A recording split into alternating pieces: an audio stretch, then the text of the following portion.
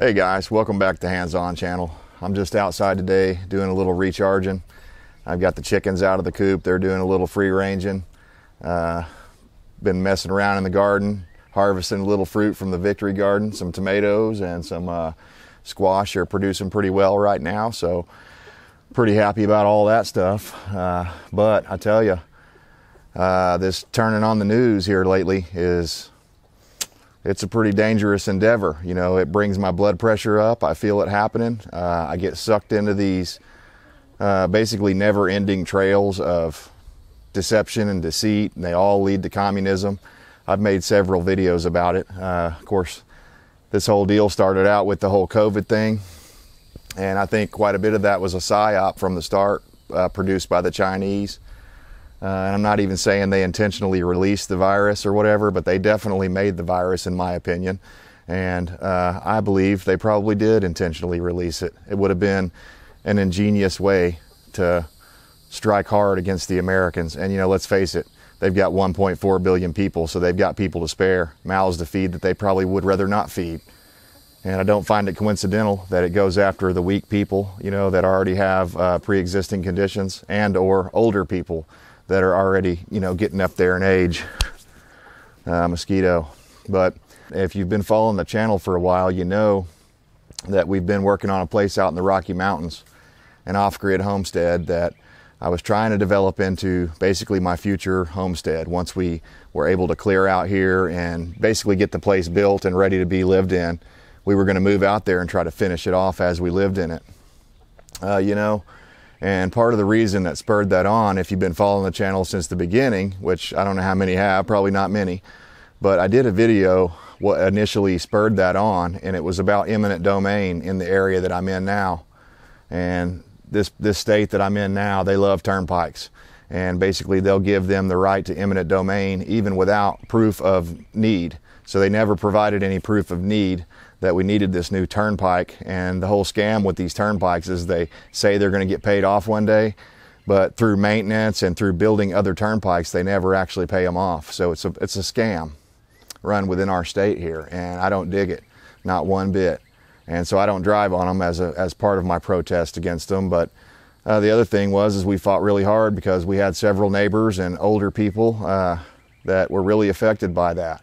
And it hurt us. We were like, oh my God, you know, somebody needs to stand up for these people because, you know, they can't stand up for themselves anymore. And so we tried to fight the thing. It didn't work. They ended up building the thing anyways.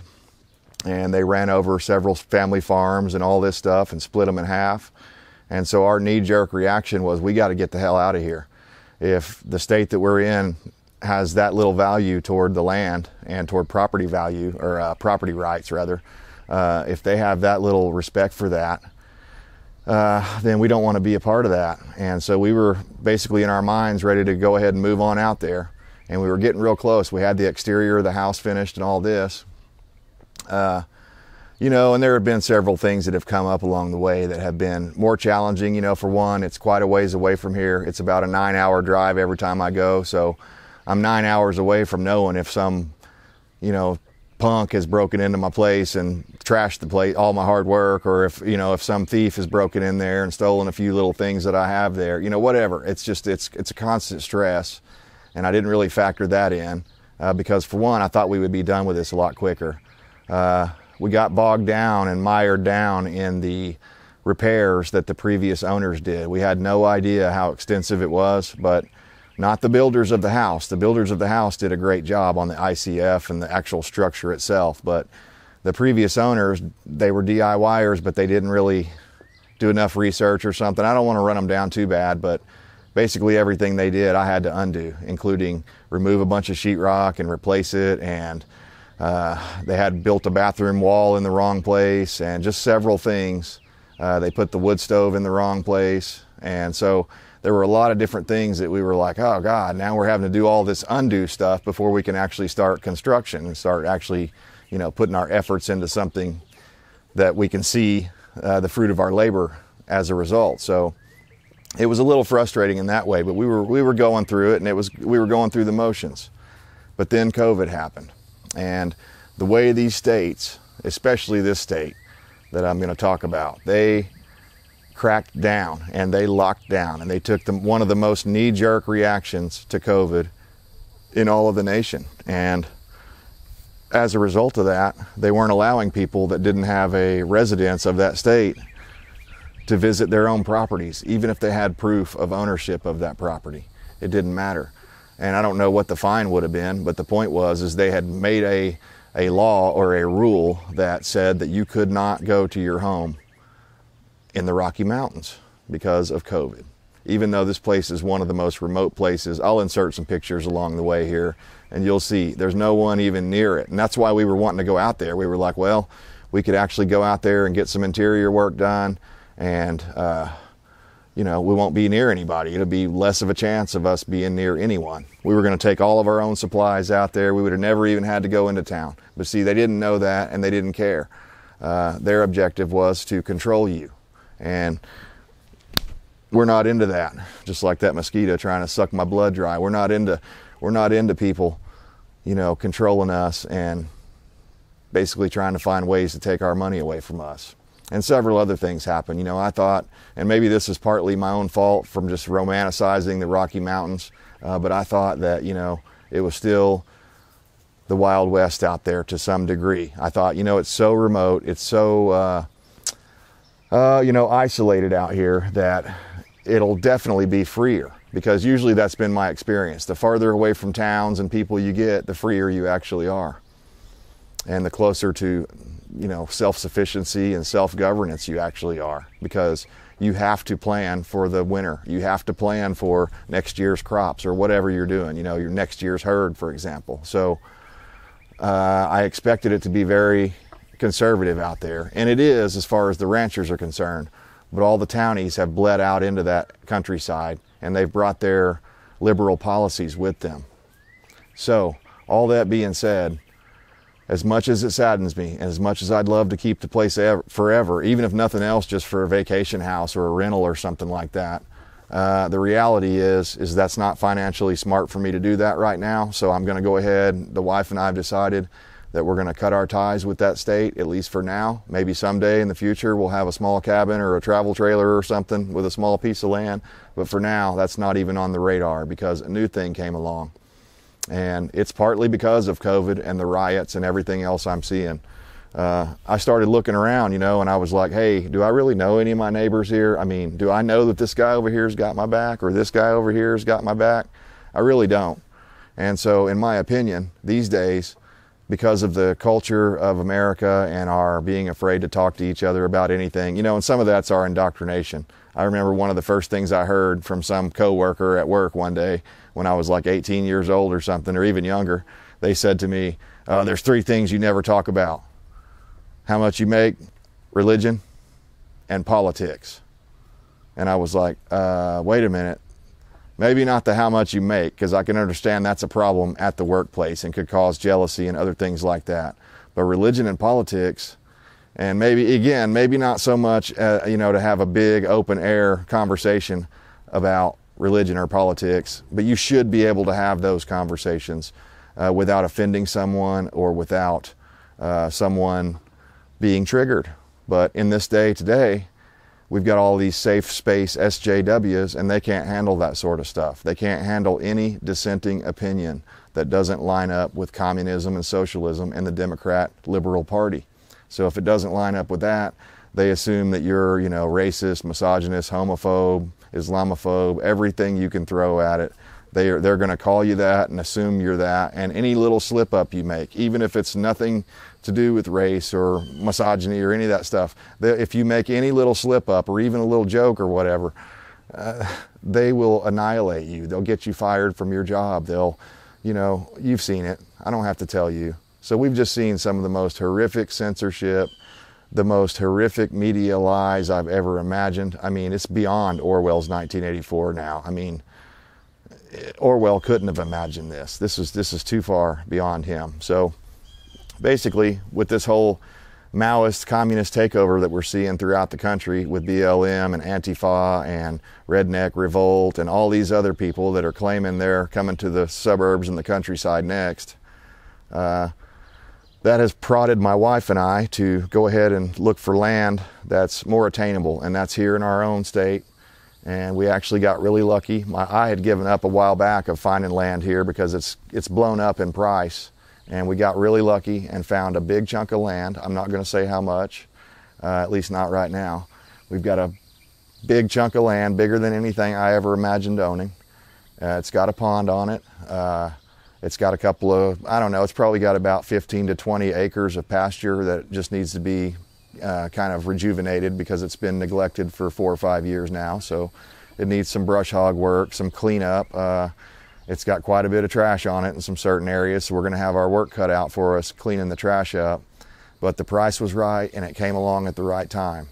And I ain't going to lie to you, part of our decision for doing this, investing in land, is that my wife and I know that anytime they print $6 trillion, it's going to reduce the value of the dollar, the buying power of the dollar. So if you're a saver and you've got money in the savings account, it's going to be worth less once this, I don't know if it'll show itself in the form of inflation, hyperinflation, or deflation. I don't know how it'll show up, but there's many different ways that this could happen. So let me ask you guys this, and I think everybody in the country ought to be asking themselves this, unless they have other people that are taking care of them. You need to be asking yourself this: what are you going to do when the horde comes down your street and comes for your stuff and comes to burn your house down with you in it in some cases? What are you going to do? Do you think submitting to the mob and getting down on your knee and saying Black Lives Matter, or even having a Black Lives Matter tattoo and being like, look man, see, I'm in, you think that's going to stop you if you've got skin this color? You think that's going to stop them from beating you down and taking all your stuff? No, because they believe this thing called white privilege. That's no matter what you do, no matter how many times you take the knee or say, oh, I submit to you, they're never going to be satisfied, because that's the way mobs operate. The United States of America is specifically designed not to operate off mob mentality. That's why we're not a democracy. That's why we're a republic. So, as I said in another video about Ben Franklin's famous quote, a lady asked him, what do we have here? A monarchy or a republic? And he replied, we have a republic if you can keep it. We're at that point right now, guys, where we may be losing the republic. We may be losing liberty permanently. And what's going to replace it is some sort of new age neo-communism. I don't know really what to call it yet, but it's basically the closest philosophy I can find to it is pure Maoist communism. And they want a violent revolution, which is what we're seeing right now in a lot of these major cities. These liberals in charge are letting it happen. So all of that being said, guys, you know what's going on. You know what time it is. If you're living in a city, God help you. I don't know what to tell you. You need to get out of the city. I know it may be a struggle to drive back and forth from a long place away, but in my opinion, even the suburbs aren't far enough. People need to be living off the land as much as possible. And, we should have been, like Thomas Jefferson said, we should have been a more agrarian society where each one of us, maybe I grow corn and this guy over here next to me, he grows beans or something and we trade. Or and this person over here raises hogs, or I raise chickens and hogs and I trade that stuff. And that's the life that I want to try to aspire to. Now, I'll still have to buy things that can't be traded for, like salt and, other things that are just not efficient to make yourself, like flour and things like that. I'll still have to stock up on certain things, but if I can limit my exposure to that and reduce how much I have to spend out on that, one of the things my wife and I figured out early on, and we didn't need Dave Ramsey or anybody else to tell us. We just figured it out. Credit cards and credit and being in debt does not pay. If you do the math on a lot of your car payments and different things like that, you end up paying tens and tens of thousands of dollars more for that item because you had to have it right then and you make the payments on it. They're charging you out the butt for that interest. So my advice to you is buy everything with cash money. Don't use credit. Don't get in debt. Be debt free. And that's where we are in our life. We try to stay debt free. We don't incur any new credit charges or anything like that. it would have to be really worthy cause for me to do it. I've actually been talking myself out of buying a new tractor because I'm going to need a tractor to deal with this new big chunk of land that I've got. It already needs a lot of dirt work and, you know, stuff like that. So, but I'm going to do everything I can to not go into debt for that tractor. And if that means I have to sell a couple of my vehicles or whatever, or, you know, I'll probably borrow my father-in-law's tractor for a while to begin with, but eventually I'm going to have my own because I don't want to wear his machine out, you know, and I need to do a lot of work out there. So that being said, yeah, I'm going to have to buy a tractor and keep my eyes peeled until that right deal comes along where I can pick one up for $5 or $6 grand cash, rather than, yeah, it'll probably be an older Ford or an older, you know, Massey Ferguson or something. It won't be some brand new it won't be some brand new Mahindra or whatever. That rooster, he was just making a weird noise. He's just now learning to crow, and it's pretty funny. At the end of the video, I'll drop a clip in. I caught him trying to practice crowing one morning. It's hilarious. But anyways, guys, we got lots of positive things coming on the channel here. I'm trying to show you guys how to do it proactively. If you can't afford a big chunk of land, get the biggest chunk you can afford. You know, get out of the city while you can, while the getting's good, because I fear for your safety. And that's everybody, even my family members that are watching this video. I fear for your safety. You're in an indefensible position in the city. In the suburbs, you're a little better off because you've got neighbors around you, and hopefully they're like-minded. If they're not, then you're probably still in a pretty bad situation. In the country, on a big chunk of land with woods and trees and other stuff around you, you have the advantage of home turf. You know the land. My goodness, what are y'all doing over there? Uh-oh. Is he trying to...